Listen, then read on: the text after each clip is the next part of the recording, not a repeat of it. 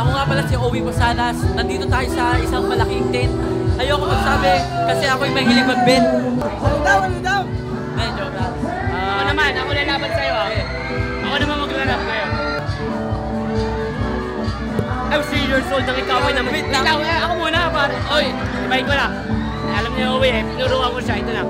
I was 3 years old nang ikaw. Ako muna. I was 3 years old nang ikaw ay namit na mahanga ako sa taglay mong bayat. Idol ako. Game.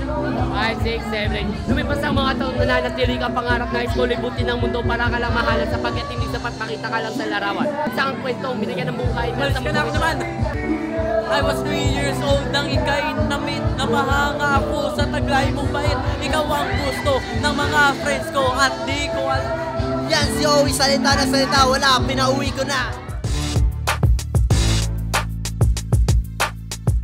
Sobrang nakakaaliw panoorin si Owie tsaka si Cab nag-rap. Tapos, ayun, parang naisip ko, ay, sasabayan ko na, magbibit ako para maging maangas lalo. 3 years old nang ikaw ay namit na mahanga ako sa taglay mong bait. Ikaw ang gusto ng mga friends ko at di ko alam. Kaya akin yan, ginaya niya lang ako. Nung una, si Cab at tsaka si Owie lang yung nagra-rap. Hanggang sa maging lahat na kami, nag-battle na. Ang liliit, wag mo na ipilit. Ang mukha nyo parang puwisit. Ito, mandak, ayeste, sanak.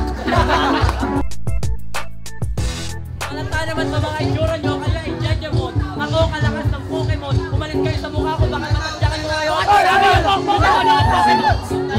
Meron kayong isang Pokemon, meron kayong dalawa ay Bekimon. Kamukha ni Digimon. Ako, sure kami mananalo. Kayo matatalo ang mapupunta sa balita kasi yung mga mukha nyo parang tilapia.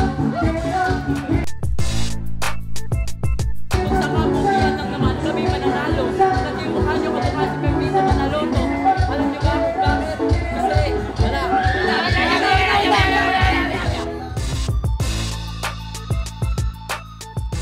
Thank you, Mr. Philippines! Thank you, Skyboard Boy! Thank you so much! Siyempre, thank you!